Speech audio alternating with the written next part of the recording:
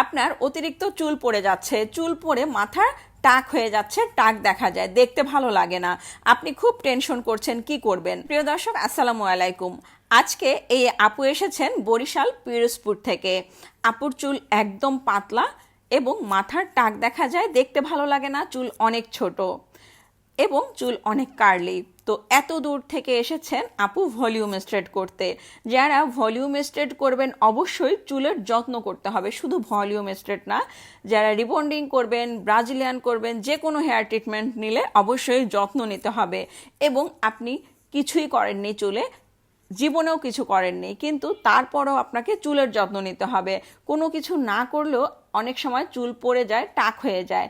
তো চুলের যত্ন করতে হবে, তাহলেই আপনার চুল সুন্দর থাকবে। তো এই যে ভলিউম স্ট্রেট কমপ্লিট করা হলো, আর এই চুলটা যখন একদিন পরে ওয়াশ করা হবে তখন কিন্তু চুলে আরও ভলিউম চলে আসবে।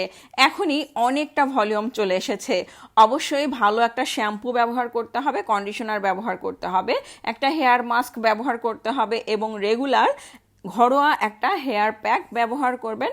আপনার চুল ভালো থাকবে, চুল ভাঙবে না, নষ্ট হবে না, ড্যামেজ হবে না, চুলের কোনো ক্ষতি হবে না। অবশ্যই আপনাকে যত্ন করতে হবে, যত্ন করলেই সব কিছুই সুন্দর থাকবে। তো ভলিউম স্ট্রেট কমপ্লিট করার পরে ফাইনাল রেজাল্টটা আপনাদের সঙ্গে শেয়ার করলাম। কেমন হয়েছে বলেন তো?